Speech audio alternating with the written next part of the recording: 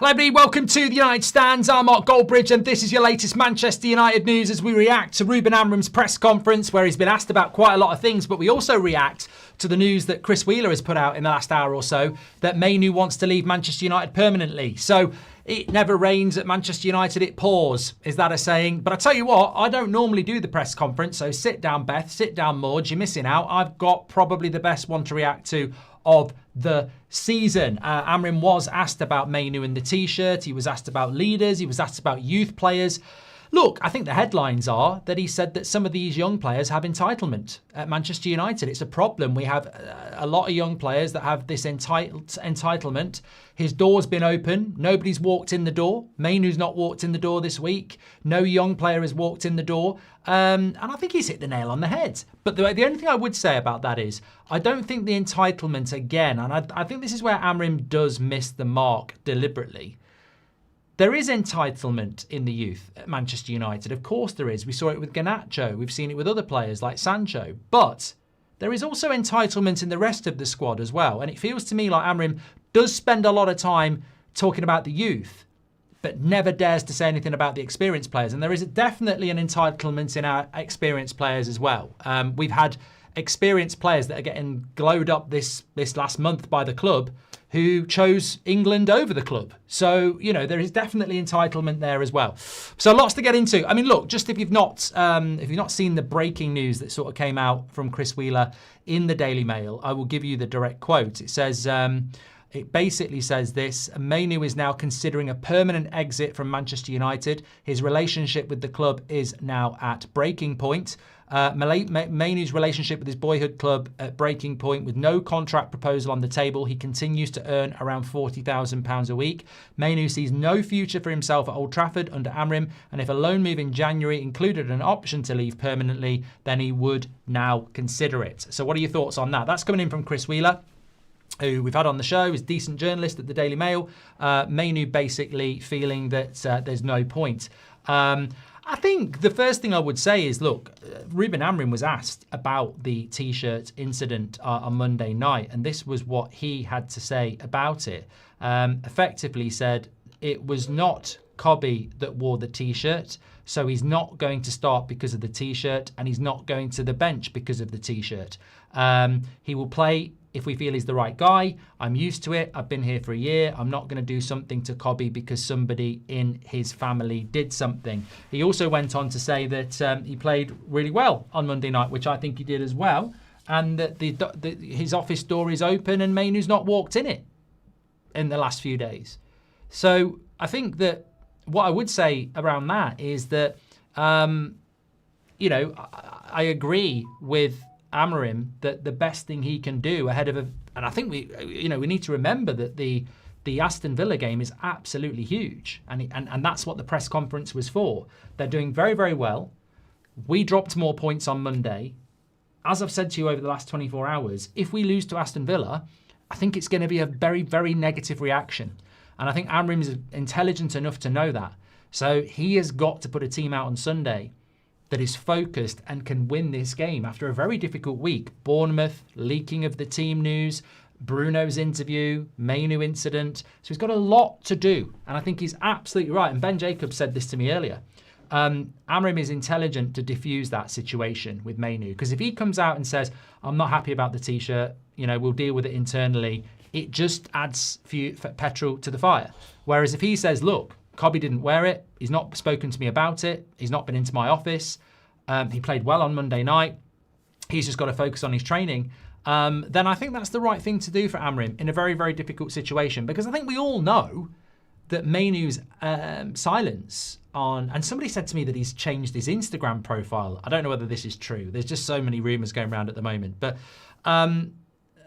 ultimately, Amorim has sort of taken the higher ground there because he's saying, well, look, he came on for Casemiro.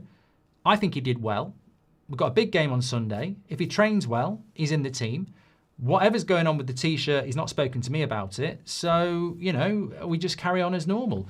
And look, there's absolutely no doubt. You've got the Chris Wheeler story coming out in the last couple of hours. You've got the T-shirt on Monday. Mainoo's obviously very much active, or his agent's active, or somebody's active to try and get him out of a football club that he doesn't think he's got a future at. it's a mess. But Amorim's got a game to win on Sunday. So I think Amorim is doing the right thing, diffusing a situation very, very quickly and throwing the ball back into Mainoo's court and the club's court. Because ultimately, I think that's where the issue lies, is the leadership beyond Amorim. And he said it there, he was asked about his leadership team and is this something the leadership team should be dealing with? And he said, no, it's for me to deal with, like everything. I have to deal with a lot. And I think this is where the Jason Wilcoxes and the Omar Baradas, this is where they go quiet, isn't it? We forget we have a CEO. We forget we have a director of football. What are they actually doing? Why? I know the manager must manage and he must pick the team, but this is where seniority comes into it, and we never seem to get it. So he was asked about it, and I quite like what he said about how Mainoo played well and he's not going to not play on Sunday, or he's not going to be on the bench because of the T-shirt. He'll start because I think he's good enough, or he'll be on the bench because I don't think he's good enough. So I thought that was very good. Now, F. Boogie is answered, if you've just tuned in a little bit late, apparently Mainoo wants to leave on a permanent deal in January if he can. He feels that there's no future for him at the football club under Ruben Amorim. We've had Ben Jacobs on the show yesterday say that Mainoo endorsed the T-shirt and knew about the T-shirt and supported the T-shirt. We've got Chris Wheeler today saying that Mainoo wants to leave permanently. At no point have we had Mainoo do an Instagram post or story saying this is not true. So I think, as sad as it is, and some of us still do think that there's a future for Mainoo at Manchester United, and it's a shame that here is another player that 2 years ago was playing for England in the Euros and looked like an amazing talent, could be heading to the door, and that iconic picture of Rasmus Garnacho and Mainoo looks like it's going to be a jinx. It looks like they could all be gone. However, such is life. You look at what's happened with Rashford, Martial, Greenwood. It's not Garnacho. It's not a shock, is it? If it's the end of the road, it's the end of the road. And I think United, the number one thing I think United need to do with Mainoo is not keep him past January, because I just think it's not really fair on him. He loses a whole season of his career. We devalue him if we want to move him on in the summer. And we need to bring a replacement in January anyway. So the thing that will annoy me the most, and I'm trying to just keep a straight path here, that I think Mainoo's a talent. I'd be very interested to see what happens with him if he goes somewhere else. I think Amorim needs to be here till the end of the season and needs to be supported.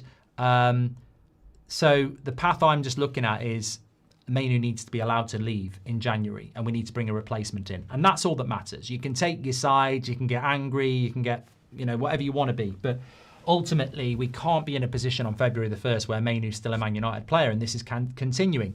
He just has to be allowed to go. Preferably on a loan, but he has to be allowed to go. And Amorim made a really interesting point. He was asked about Amas and Obi and their social media posts. And this is where Amorim sort of responded to it and said, look, there is a feeling of entitlement in the club. You've got legends telling players to leave. I say no, stay, fight, prove me wrong. And I think, you know what?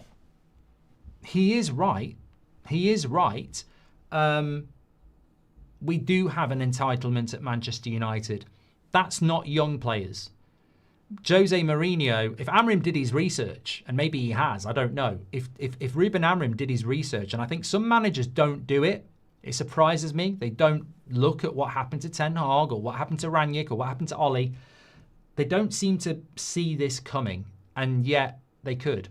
Jose Mourinho lost his job because the players forced him out. Ole Gunnar Solskjaer lost his job because the players downed tools. Rangnick never even got a job because the players didn't respect him. So that sense of entitlement is not exclusive to young players. It's a culture that started a decade ago and now runs all the way through the football club. And I think that when you look at it, Amorim's message is right. Don't leave. Fight. Work hard. Prove the manager wrong. But it's easier to get your brother to wear a T-shirt. It's easier to put an Instagram post up. It's easier to go online and find a tweet that you like and like it. And look, Garnacho liked one of mine. It was not my fault, but he did. It's easier to do that than it is to knock on a door that Amorim says hasn't been knocked on once this week or last week. So all these players have got problems that they can just vent through a leak to a journalist, or just go on social media. And that's where I do agree with Ruben Amorim. And even if Amorim's not the guy, and I don't know whether he is, I don't like what he's doing with Bruno in the midfield. You know, there's things about Amorim that I think he isn't the right guy, and then there's things where I think he is. But I always like listening to him. I think he speaks a lot of sense, and it would be great if a manager like that could be successful. Much the same as Rangnick. I think he speaks a lot of sense, but where's Rangnick now? You know, he's managing Austria. So I think Amorim does speak a lot of sense. The biggest problem he's got is that the entitlement runs right the way through the football club. It's not just young players. And he's right. You don't want players messing around on social media, having that sense of entitlement, but they won't knock on the manager's door. I mean, I find that really strange.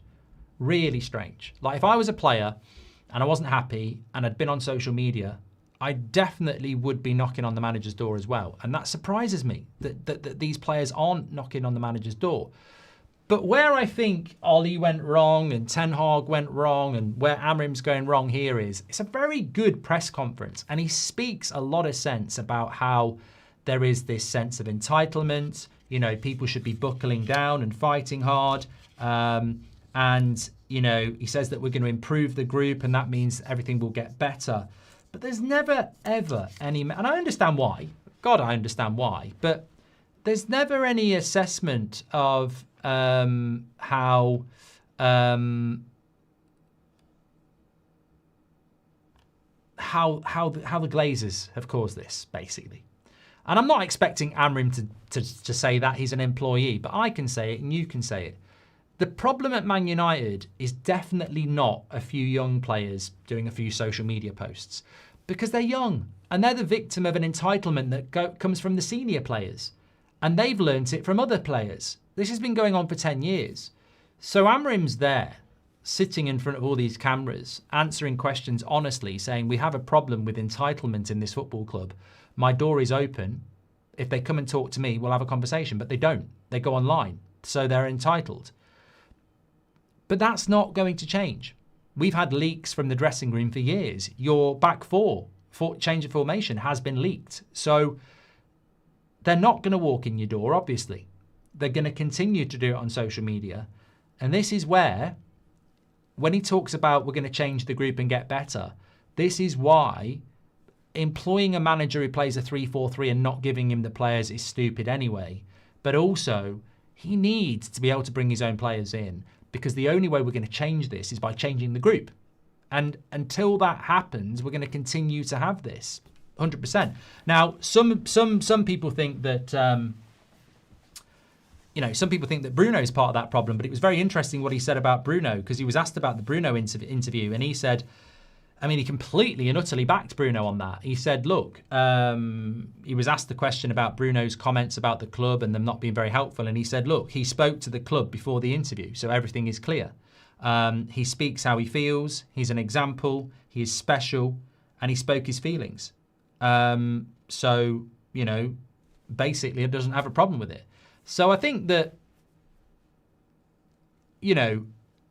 that in itself I think there is a disparity. Bruno Fernandes has been available, he's performed well, he's scoring goals, he's creating goals. Mainoo is nowhere near the team. On the one hand, you've got a player who is basically slating the club, saying they've got no balls, and then you've got another one whose brother's wearing a t-shirt. I don't really differentiate between the two. I think they're both problematic. But Amorim doesn't have a problem with what Bruno said, because he's massively important to him. It's his captain. It's his best player. Is there a sense of entitlement in Bruno when he says the club won't bend over backwards to keep me? They might want to sell me. Of course there is. But it doesn't matter, because he's the captain and he's the biggest earner and he's our best player. That's Mainoo's mistake. It's, you've got to earn the right to do that. If Mainoo did an interview saying the club haven't got any balls, I think he'd be gone, basically. That's what I'm trying to say. You've got to have money in the bank to be able to do that. And Amorim's reaction to Bruno's interview was very different to, what he said about the younger players. And I haven't got a problem with that. I think, then again, I think if Sir Alex Ferguson was in charge, Bruno might not be playing on Sunday, because Roy Keane had more money in the bank than anybody, said that some of the young players weren't good enough and was booted out of the club. So, look, different managers, different eras, different times, different circumstances.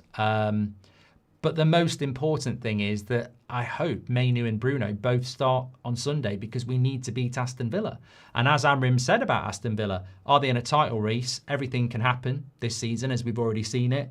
But they're a very mature team with a very experienced manager who doesn't panic when they lose and isn't overwhelmed when they win. So we do have to remember that this is a very, very, very big game on Sunday. Mark, if this was under Ferguson, Mainoo would be playing for Bolton on loan until his contract is over. He's siding with his brother. They can both sod off, says Drexer. You know what? I'm not even going to argue with you. I think it's a very sad situation. And I think that, you know, I don't expect a 20-year-old to understand the privileged position he's in.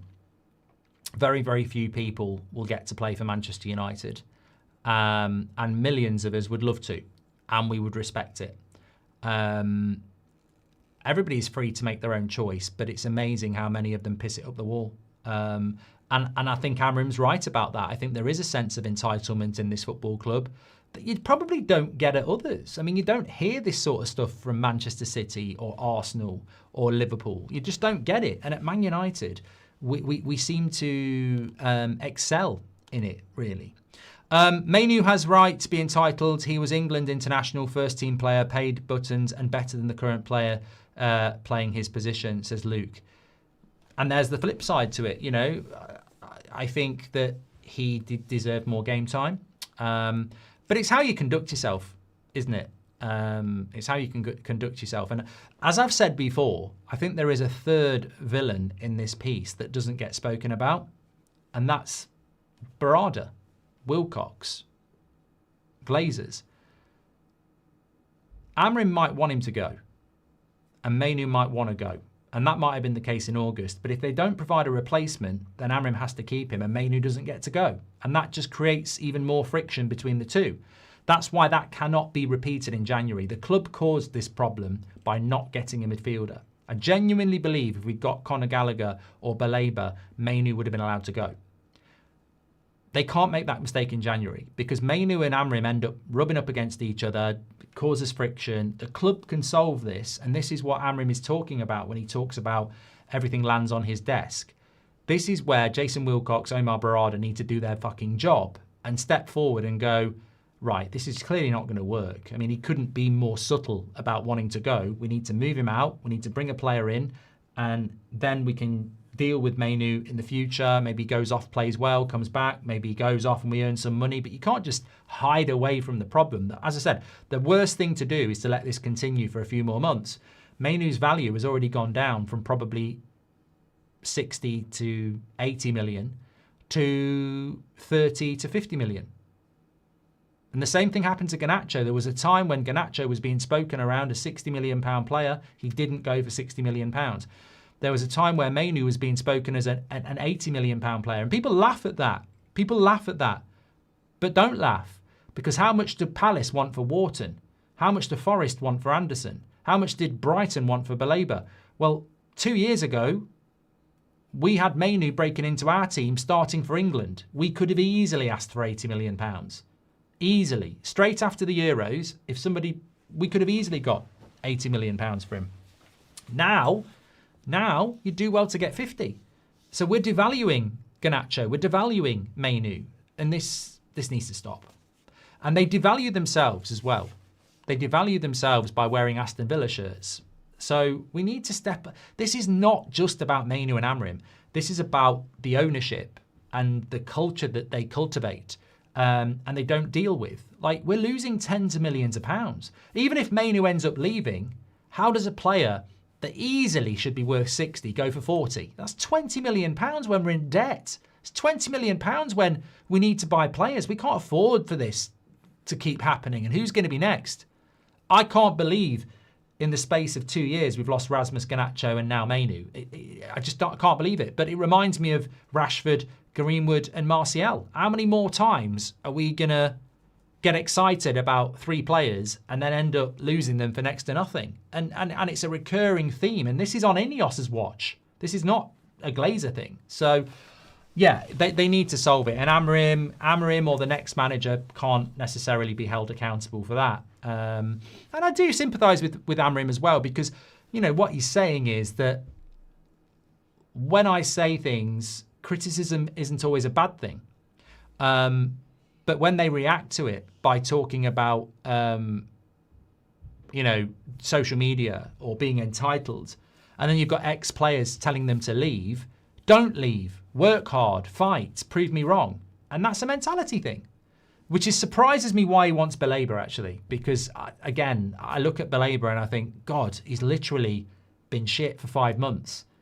And then you're in an interview talking about you need players that respond and fight well and hard. And you just think, look, we can be critical of players, but if they haven't got it in them, they haven't got it in them. You need to bring players who do. Simple as that. He's also asked a question about Sir Alex. So Sir Alex is apparently in Bahrain, and he's done an interview saying it's very difficult for Ruben Amorim, and Liverpool didn't win a title for 30 years. It could be another 10 or 11 years before Man United win a title. So Ruben Amorim was asked about that. He said, look, I think not that long. Lots of things can happen, but I don't think it's going to take that long for Manchester United to win a title. But it might not be me. It might not be me that does it. I mean, I don't know how long. There will be people in this chat that think we're going to win a title in 3 years. There will be people thinking we can do it in 5 years. The scary thing is, I remember 10 years ago, people were saying we'll win a title in the next 3 years, and it's 10 years later and we haven't. So I really don't think you can put a label on it. Look, Arsenal haven't won a title yet, but they've been in a title race for the last 3 years. So it's not always about winning it. Sometimes, you know, you're the next best thing and you're very close and you don't win it. The first thing we've got to do is be a contender. Because I don't think we're just going to turn up one year and win the title. You know, I think you've got to be a contender first. So I don't know. I mean, I think the big problem that you've got is that the financial side of things makes it very, very difficult. I mean, Ruben Amorim's been here a year and he hasn't been backed anywhere near enough. If we're not in the Champions League this year, it's going to be huge money going into Arsenal, Man City, Chelsea, and probably Liverpool again. And you're just falling further and further behind. I think it's ridiculously difficult to predict when Man United are going to win a title again, when we're only just starting the journey of every team that qualifies for the Champions League getting an extra £100 million. So before that, you might go, oh, things could turn around. But this is a new world we're operating in now. The budgets that people have, and they're going to continue to have, that we're not going to have access to, it is going to get difficult. But look, we've got to become a contender first. United Vlogs says, Eric Ten Hag / Southgate trusted Mainoo. Now he's the villain, says United Vlogs. And Jack of Trade says, let's not forget that Ahmad was on his way out of United because Ten Hag did not favour him. Managers do not care about the future of the club since there is no guarantee they will be a part of it. I will always say this, and I'll say it again. I would never have predicted that Kobbie Mainoo was going to be the scapegoat of Amorim's season. And I'm not saying that in a bad way. Maybe it's deserved, maybe it's not. But I would never have predicted that Mainoo was going. A year ago, when Amorim came in, I never would have thought in a year's time we'd be having this conversation about Mainoo. He just never struck me as that type of player, and maybe he isn't that type of player. But I'm very, very surprised that it's happening. And I also think a lot of people, like Danny says, underestimate how good Mainoo is. I think he is a really talented player. So, but it's a mess. It is a mess, and that's the situation. I'm just having a quick look at some of my notes here. Spoke about the Bruno thing. Spoke about RB and Mainoo. Spoke about Villa. Injuries. De Ligt. This is quite significant, actually. De Ligt and Maguire both out for the Villa game. No one else out. No one else in. So, as we know, we've got no Ahmad, no Mazraoui, no Mbeumo, no Maguire, and no De Ligt for the game on Sunday. So, I'm doing a preview at 8 o'clock tonight. That will go up. It won't be live because I'm doing Dortmund live on That's Football for the Bundesliga, but I will have the preview going up around 8 o'clock. It's going to be a very interesting preview, actually, because Will he go to that 4-3-3 or will he stick with the 3-4-3? I think it's a very, I'm not allowed to predict because apparently it's a jinx. If you've watched That's Football though, you'll already know what my prediction is. I wonder how many of you watched Premier League predictions with me and Robbie actually today, because some of you will already know my prediction and some of you won't. But I don't predict on the United stand anymore because it's a jinx. However, we've got a very good record at Villa Park, but there's a lot of reasons why it could be a very difficult game on Sunday. No Ahmad, no Mbeumo, no Mazraoui, De Ligt's still not back, Maguire's still not back. So it's going to be challenging. And then you've got no Casemiro as well, he's suspended. So there's a few contentious issues in that game. But we have got a very good record at Villa. So let's wait and see what happens. Let me just have a quick check. So I've covered that for you. I just want to make sure I've not missed anything else from the presser.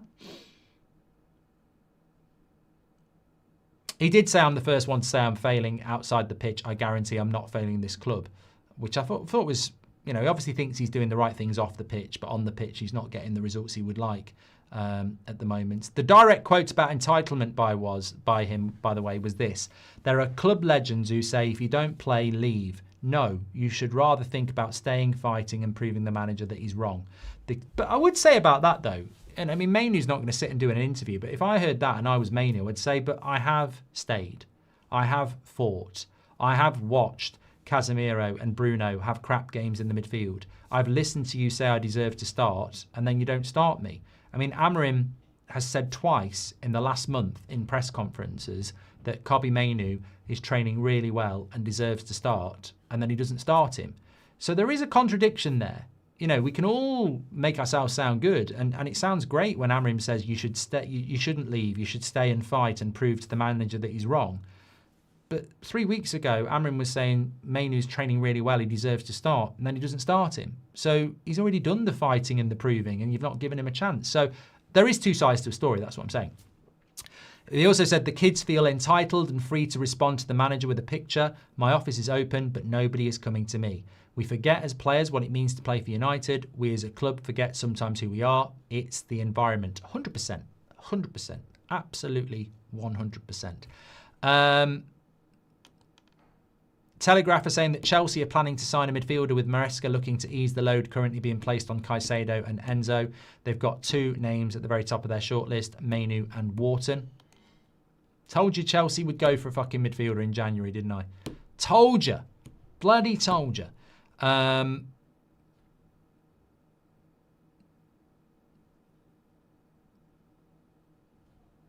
A lot of people, I've seen a lot of people on social media jumping on younger players and this sense of entitlement. I think my message to you is that I've been watching United for decades. We've been doing this for a decade. I'm absolutely not having it that the youth are entitled at Manchester United. I'm not having it at all, because the blame game needs to stop at this football club. The blame sits at the top. The culture of any organisation starts at the very top.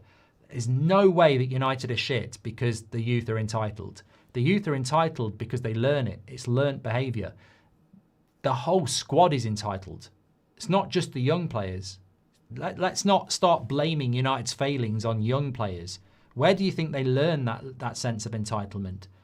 And why is it not drilled out of them? There's a lack of leadership in that football club. How can a 19-year-old come into the first team and be entitled? Imagine being a 19-year-old walking into the 99 squad or the 08 squad and posting on social media and acting all entitled. You wouldn't last 5 minutes. This is a failing on the whole club, from the top to the bottom. The fact that there is entitlement in the club is a failing on everybody. So I'd just be very careful of going, oh, the young players are so entitled. So are the senior players. So is the whole bloody club. I think it's been a problem for a long time. This is not breaking news. Fair play, we've got a manager saying it, but we've all known it for a very long time. Youth choosing Man United over the other Premier League teams is risky, says Fraser. And Barfight Studios makes a great point. He said, we've said for many times the owners run the club as a business and push the players for socials. Now there's a sense of entitlement within the club. I think this is a brilliant, brilliant comment. Brilliant comment. Manchester United Football Club push our players on social media more than anybody else. Winning team photos in training when you've just been pumped like a fucking hot air balloon at the weekend. We cannot moan about entitlement when we teach entitlement as a football club, chasing clicks, social media interactions and brands. We literally run this football club like a boy band at times. Go here, do this, do that, do this. And then you've got a manager moaning about it. And this is what I mean. There was, I know he can't do it, but we can. In everything he said about entitlement and we forget who we are, we're Manchester United, he's absolutely correct. But there's a big, massive red herring that's been left out, and it's called the Glazers. They've created this commercialization, which becomes very brand specific, which means when you're on a tour in Asia or the United States, you got to go and do something for Snapdragon, you've got to go and do something for them, you've got to go and do something for them. It's all brandification. So we're teaching players to interact on social media as part of their job. Can you come and do a photo after training, winning team? You're making them aware of that world and those interactions, and then you're moaning at them when they take it and do it. You know, we've created this monster ourselves as well. And people forget that. That comes from the very top. Manchester United have employed people in the past who monitor social media and feel a player isn't getting the love they need. So let's up their interactions. Let's up their posting. Can you go and do something positive? It's a vicious circle. Anyway, thank you everybody for watching. Make sure you smash a like on the video and subscribe. We've got the preview coming up later on. Big weekend for Manchester United. Fantastic show, everybody. Really appreciate it. And I think we've got to say that Barfight Studios gets comment of the day by bringing that in. You know, you moan at players for being active on social media, but the club literally pushes them to be active on social media. Last thing from me, the overlap mentioned the Grimsby match, like Mainoo was not the best player on the pitch for us, says Jack of Trade. I think the Grimsby game's irrelevant. It was in August. It's December now. There's been multiple times that Mainoo should have been given minutes. We've heard Amorim say he's training really, really well. So look, you know, I think the club needs to solve this problem. Mainoo clearly wants out. We need to get that done in the next 2 weeks and give Amorim a replacement. That's the pathway. Let's do it. Take care, everyone. Stay safe. I'll speak to you on the next one.